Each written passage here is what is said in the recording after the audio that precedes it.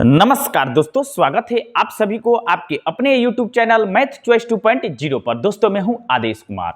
दोस्तों आज हम क्षेत्रमिति के प्रश्नों को सॉल्व करने वाला हूं। हाँ, ये तीसरा वीडियो है। अगर इसके पहले का दो वीडियो आप लोग नहीं देखे हैं तो इस वीडियो के डिस्क्रिप्शन बॉक्स में लिंक दे दिया हूं, आप लोग वहां से भी जाकर देख सकते हैं। और प्ले लिस्ट में भी बना दिया हूं मिसलेनियस मैथ करके, उसमें भी डाला हूं, आप लोग वहां से भी जाकर देख सकते हैं। हाँ, अगर अभी तक इस वीडियो को लाइक नहीं किए हैं तो लाइक कर दीजिए और चैनल को भी सब्सक्राइब कर दीजिएगा, ताकि जब भी मैं सामने वीडियो डालूं तो सबसे पहले नोटिफिकेशन आप तक पहुंचे। तो चलिए बढ़ते हैं बिना टाइम गंवाए हुए प्रश्न की तरफ। पहला प्रश्न आपको स्क्रीन पे दिखाई देता होगा, ठीक है ना दोस्तों।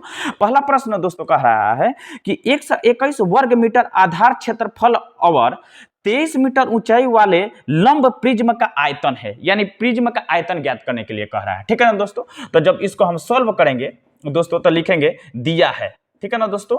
दिया है दोस्तों प्रिज्म, क्या दिया है, प्रिज्म के आधार का क्षेत्रफल, ठीक है ना दोस्तों। प्रिज्म के आधार के क्षेत्रफल कितना दिया है, 121 वर्ग मीटर, ठीक है ना दोस्तों। 121 वर्ग मीटर क्या दिया है, प्रिज्म के आधार के क्षेत्रफल। और ठीक है ना दोस्तों, और ऊंचाई दिया है दोस्तों, ऊंचाई दिया है कितना मीटर दिया है, 23 मीटर ऊंचाई दिया है, ठीक है ना दोस्तों। 23 मीटर क्या दिया है, ऊंचाई दिया है, ठीक है ना दोस्तों। और हमसे पूछ रहा है कि लंब प्रिज्म का आयतन है, तो ठीक है ना दोस्तों, लिखेंगे प्रश्न से, ठीक है ना दोस्तों। प्रिज्म क्या लिखेंगे, प्रिज्म के आयतन, प्रिज्म का आयतन लिखेंगे। प्रिज्म का आयतन क्या होता है, प्रिज्म का जो आयतन होता है आधार का क्षेत्रफल, आधार के क्षेत्रफल गुणे ऊंचाई, ठीक है ना। क्या होता है, प्रिज्म का आयतन क्या होता है, तो आधार का क्षेत्रफल गुणे ऊंचाई होता है, ठीक है ना दोस्तों। तो अब देखिए प्रिज्म का आधार का क्षेत्रफल कितना है, 121 वर्ग मीटर है, ठीक है ना दोस्तों। 121 वर्ग मीटर है, ठीक है ना दोस्तों।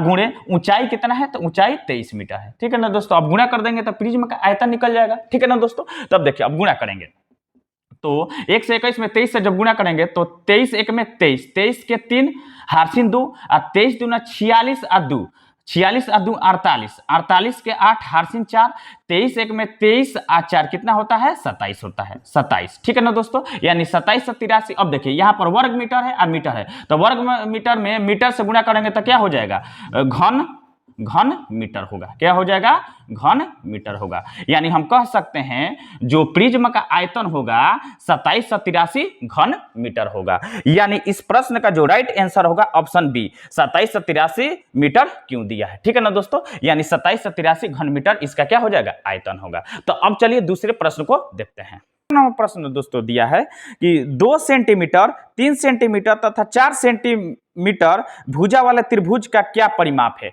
यानी हमसे परिमाप पूछा है त्रिभुज का, ठीक है ना दोस्तों। तो जब सॉल्व करेंगे इसको तो लिखेंगे दिया है, ठीक है ना दोस्तों, दिया है, ठीक है तो दोस्तों, दिया है त्रिभुज, क्या दिया है, त्रिभुज की भुजा, ठीक है ना दोस्तों। त्रिभुज की भुजा कितना कितना दिया है, तो दिया है 2 सेंटीमीटर, 2 सेंटीमीटर दिया है, ठीक है ना दोस्तों, 2 सेंटीमीटर दिया है और 3 सेंटीमीटर दिया है, 3 सेंटीमीटर दिया है त्रिभुज की भुजा, और दिया है 4 सेंटीमीटर, ये त्रिभुज की भुजा दे दिया है, ठीक है ना। और हमसे पूछा है कि परिमाप क्या हो जाएगा, ठीक है ना दोस्तों, परिमाप पूछा है, ठीक है ना दोस्तों। तो लिखेंगे प्रश्न से, ठीक है ना दोस्तों, प्रश्न से त्रिभुज की परिमाप, ठीक है ना दोस्तों, त्रिभुज की परिमाप, ठीक है ना दोस्तों। तब त्रिभुज के परिमाप के लिए फॉर्मूला क्या होता है, सभी भुजाओं का योग, क्या होता है, सभी भुजाओं का योग, सभी भुजाओं के योग होता है।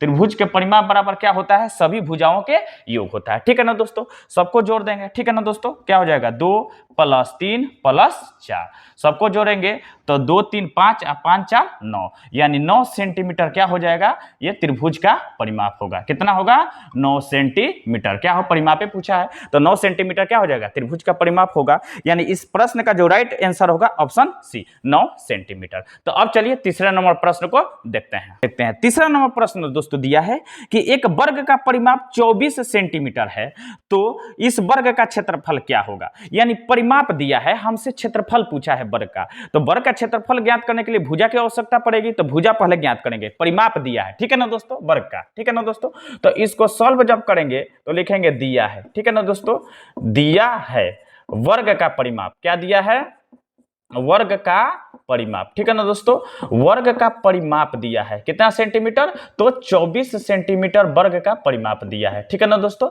24 सेंटीमीटर वर्ग का क्या दे दिया है, परिमाप दिया है, ठीक है ना दोस्तों। और हमसे पूछा है क्षेत्रफल क्या होगा, तो पहले हम क्या करेंगे, भुजा ज्ञात कर लेंगे, ठीक है ना दोस्तों। तो लिखेंगे प्रश्न से, क्या लिखेंगे, प्रश्न से, ठीक है ना दोस्तों।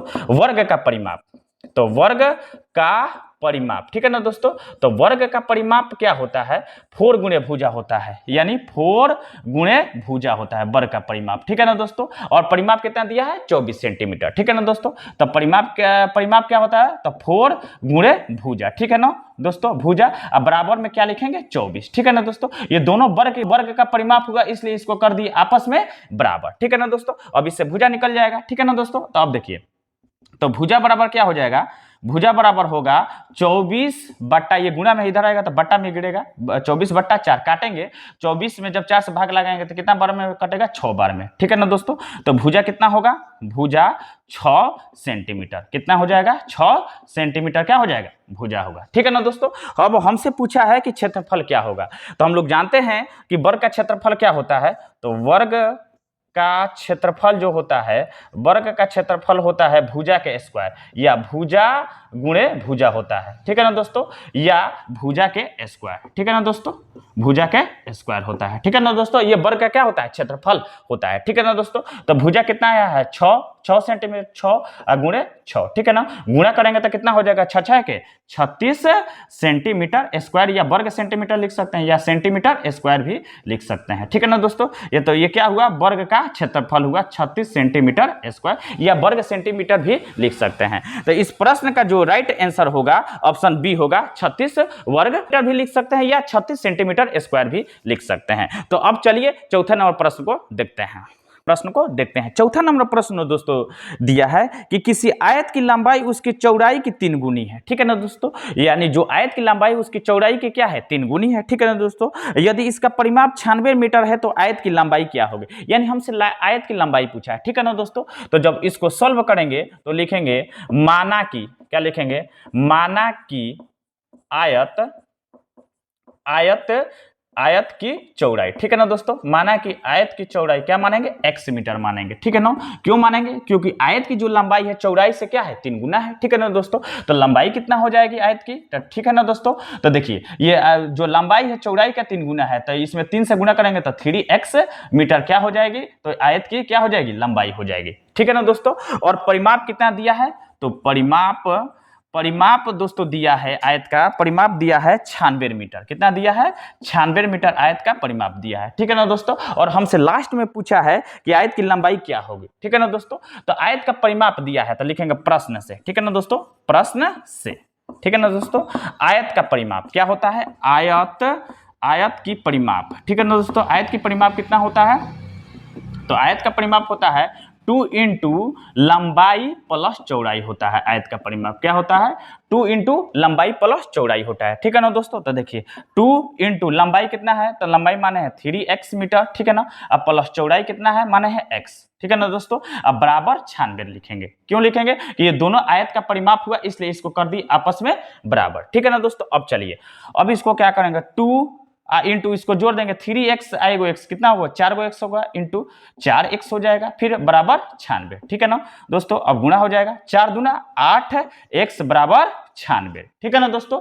तो इसलिए x बराबर क्या हो जाएगा, 96 अब बट्टा 8, जो इधर गुणा में रहता आता है बट्टा में गिरता है, ठीक है ना दोस्तों। तो इसको काटेंगे, जब 8 से काटेंगे, 96 में 8 से जब भाग लगाएंगे, ठीक है ना, तो 8 एक में 8 होगा, इसमें का 1 चलेगा तो 16 हो जाएगा, 8 दूना 16 यानी 12 क्या हो जाएगा, x बराबर क्या हो जाएगा 12, ठीक है ना दोस्तों। x का मान है 12, ठीक है ना। हमसे पूछा है कि आयत की लंबाई क्या हो जाएगी, ठीक है ना दोस्तों। तो लिखेंगे आयत की लंबाई आयत की लंबाई क्या माने हैं, तो आयत की लंबाई माने हैं 3x मीटर, ठीक है ना दोस्तों। 3x मीटर आयत की लंबाई माने हैं, ठीक है ना दोस्तों। x का मान कितना है 12, तो 3 गुणे x का मान कितना है 12, गुणा कर देंगे, ठीक है ना दोस्तों। तो गुणा करेंगे तो 12 36 मीटर, आयत का जो ये लंबाई कितना हो जाएगा, तो 36 मीटर, ठीक है ना दोस्तों। यानी इस प्रश्न का जो राइट आंसर होगा ऑप्शन सी होगा। तो ऐसा ही वीडियो देखने के लिए धन्यवाद। मेरे चैनल को सब्सक्राइब और वीडियो को शेयर जरूर कीजिएगा।